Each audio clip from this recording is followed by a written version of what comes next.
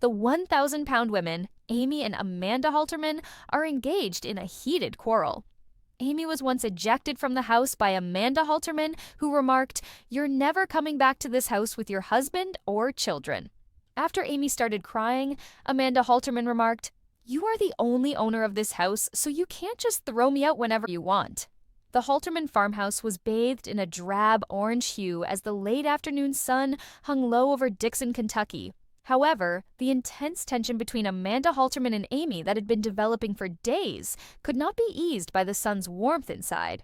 In the hopes of a quiet visit, Amy had brought her 2 boys over. However, as soon as Amy entered the room, Amanda sensed that something was wrong. Amy's eyes flashed tensely, her speech faltered, and her phone continued to light up with texts from her husband. The tension eventually erupted by the time dinner was nearly ready. The quarrel starts. Amanda slammed a kitchen cupboard shut and yelled, "Amy, we need to talk." Amy was shocked and looked up. "Why? Now what? I only came to hang out with you." Amanda made a sharp cross with her arms. "Avoid playing the innocent. For the past 2 weeks, you have been avoiding my calls, canceling appointments, and excluding me from all activities. And now you appear as if nothing had occurred?" Amy took a deep breath. I didn't intentionally do it. At home, things have been tense." Amanda squinted her eyes. The front door was indicated by her gesture. "Amy, get out. Now. And pay close attention. You and your spouse and kids will never return to this house. No more." Amy felt the words strike her like a blow to the chest. What? How could you possibly say that, Amanda?" Amy's eyes immediately filled with tears as her voice broke. However, Amanda was enraged, and her voice reverberated across the corridor. "You have shown disrespect. I am taken for granted by you. I will no longer tolerate it." Amy loses it. Amy's face flushed with emotions as she held her kids close. "Why would you expel me? I believed that I was safe in this mansion. I assumed you supported me." Amanda fired back. "A secure location? You're not even kind to your own relatives. Because of your husband, you leave us hanging. You're not even aware of how much we help you." Amy sobbed even more. "However, this is my home, Amanda. I am the legitimate proprietor. You cannot simply evict me whenever you please." Amanda stopped. In her head, the words seemed to reverberate. Amanda murmured softly, her rage turning to shame. "You are the only owner of this house. You are the owner, you're right. I can't simply throw you out."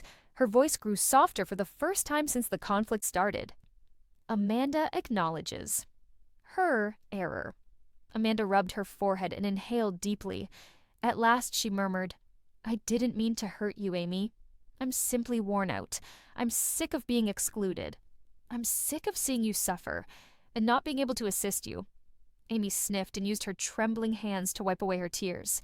"You believe I'm not in need of assistance? Do you believe that I don't want things to return to normal?" She gave a head shake. "Amanda, everything is exploding around me. My confidence, my health, and my marriage. I didn't ignore you because I don't give a damn. Because I am overburdened, I have shut you out." At last, Amanda's stern face broke. She moved forward and touched Amy's shoulder tenderly. Her voice trembled as she asked, "So why didn't you just tell me that?" "I thought you would judge me, so why didn't you tell me instead of burying it?" Amy's eyes were wet as she gazed up at her sister.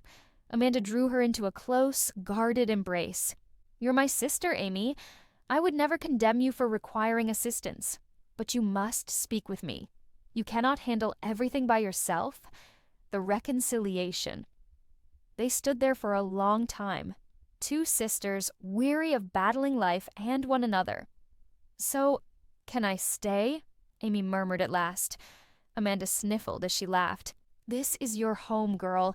It should be me who requests permission to stay." Amy wiped away her tears and grinned.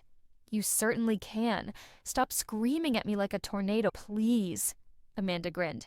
"Just as long as you quit holding things inside like a pressure cooker." Amy gave a nod.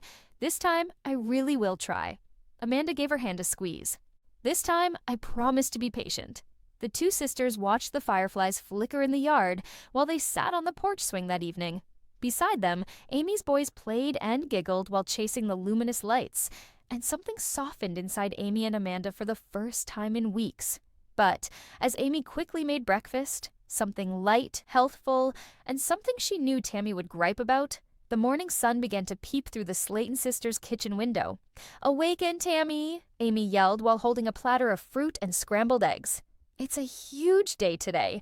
Weigh-in day has here." There was a lengthy moan from the bedroom. "Ugh, already?" "These weigh-ins are like ninjas, I swear," Tammy said as she dragged herself from bed. Amy gave an eye roll. "You say that every month, girl. Come on, we said we would demonstrate progress to Dr. Smith." At last, Tammy came out, her hair disheveled and her disposition much more unkempt. "I'm afraid," she said softly. "What if nothing was lost?" Amy approached her sister and touched her shoulder. "Then we put in more effort. Together, we accomplish this. Always." As usual, the sisters quarreled and joked as they traveled to the bariatric clinic in Evansville. Chris, who insisted on attending, was eating a granola bar while seated in the back seat. Chris gleefully declared, "Yesterday, I hid all of your snacks." "You what?" Tammy lost her temper. Amy started giggling. "We were rescued from ourselves by him." Tammy crossed her arms. "Chris has been canceled. Forever." As soon as the tension subsided, the sisters were pulling into the clinic's parking lot. They had passed through the large glass doors in dread, hope, frustration, and resolve, and it always made their hearts race. It felt different today. Nurse Jess welcomed them inside with a kind smile. "Are you two prepared?" she inquired. "No," Tammy replied. Amy answered, "Yes," simultaneously. Jess laughed. "Excellent. You're first, Amy." Holding her breath, Amy went onto the scale. Numbers flashed as the machine beeped. Jess exclaimed, "Wow. You've lost 18 pounds since last month, Amy." Amy cried happy tears and covered her face. I succeeded," she muttered. Chris gave a clap. "You went above and above. You did a fantastic job." Next was Tammy's time. She gazed at the scale as though it were her worst enemy. Her hands trembled a little. Amy muttered, "I'm right here, Tammy." Tammy stepped on and let out a deep exhale. Beep, beep, beep. When Jess saw the number, her eyes widened a little, but positively. The nurse whispered, "You've shed 22 pounds, Tammy." There was silence for a minute. Then Tammy started crying. "Are you serious? I did it, really?" "You did," Amy yelled while embracing her sister. "I'm really happy for you." Chris feigned to dab at a tear. "Gosh, I'm crying now." Soon after, Dr. Smith came in to review their findings. He remarked, "I'm impressed. You two are demonstrating the perseverance, teamwork, and consistency required for long-term success."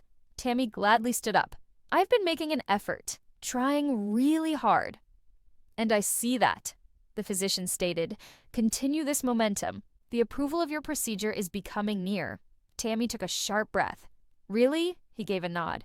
"Keep fighting, keep losing. You're headed in the correct direction." The siblings gathered beside the car outside the clinic, grinning as if they hadn't smiled in a while. Amy stated, "This is only the beginning." Tammy felt lighter, both mentally and physically, as she gazed up at the sky.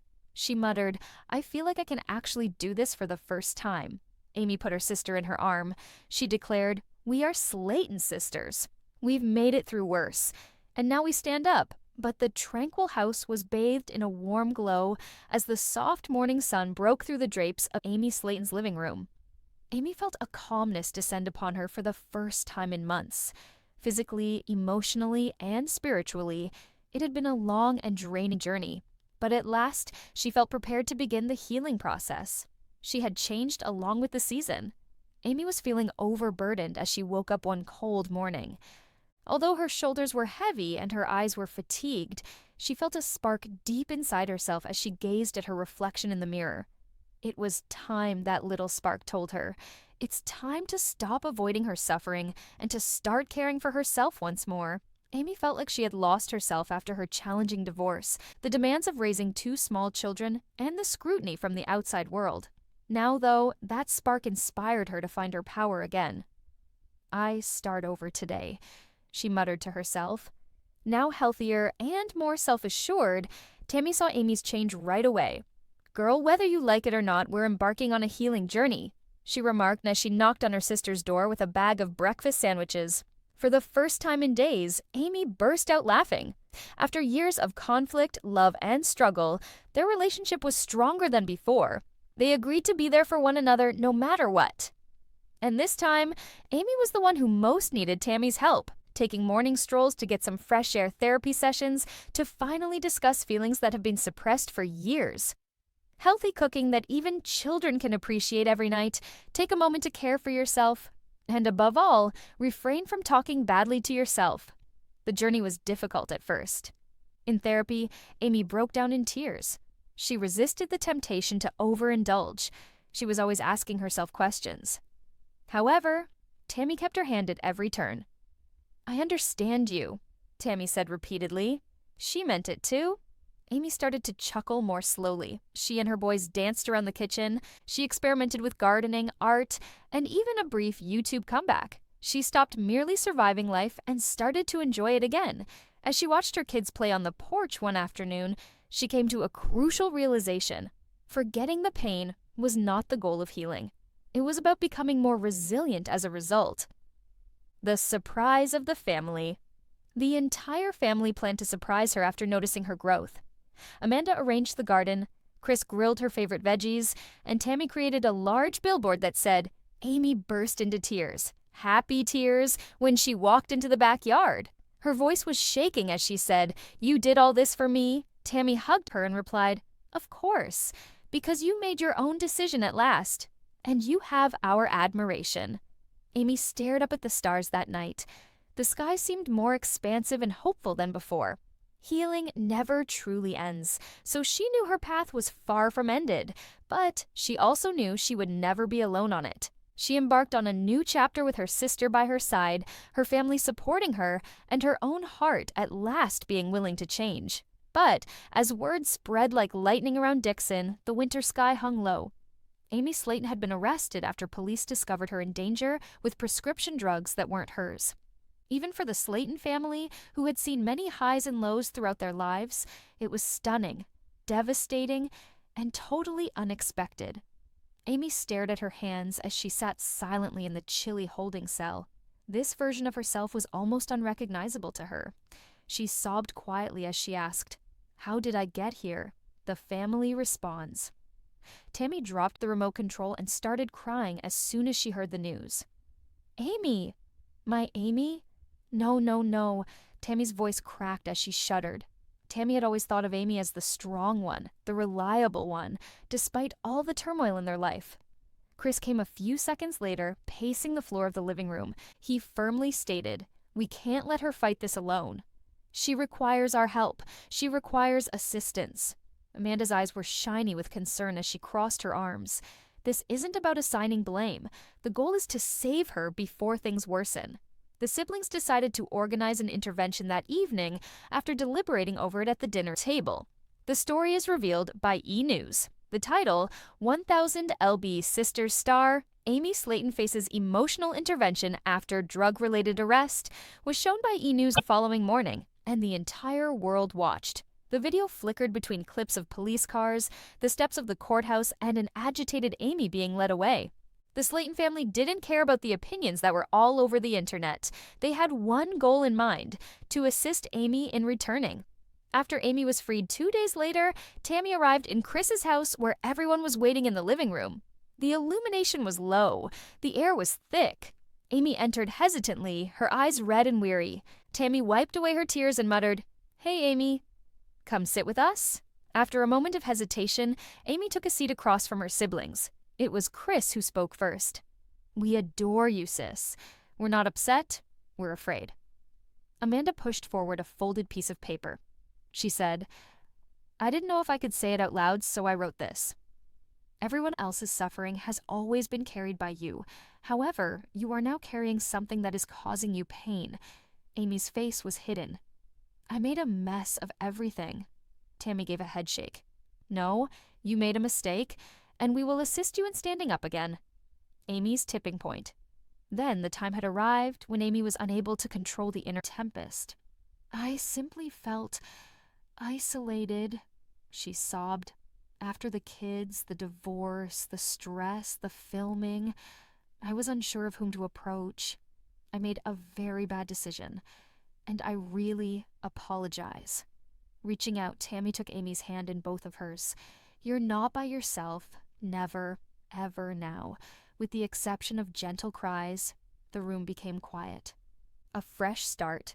As the family came together to support her, Amy consented to enroll in a rehabilitation program aimed at assisting her in regaining her emotional resilience. She gave Tammy a firm hug before leaving, something she hadn't done in years. Amy muttered, "Thank you for sticking with me." In spite of her emotions, Tammy grinned. Sisters don't give up on one another, even when things get chaotic in life. Towards hope, a few weeks later, Amy was in the rehabilitation center, writing in her journal while sitting by a large window. Even though her trip was just getting started, she felt hopeful for the first time in a long time. The Slayton siblings were waiting for her at home, prepared to greet her, encourage her, and support her while she recovered. In this made-up world, the family's near-death experience turned into the catalyst that brought them closer than ever, because regardless of what the outside world said, there was no breaking the Slayton bond. Greetings and welcome to my channel, dear viewers. I hope you're having a great day. I'm Mina. Remember to subscribe to the channel if you enjoyed the video.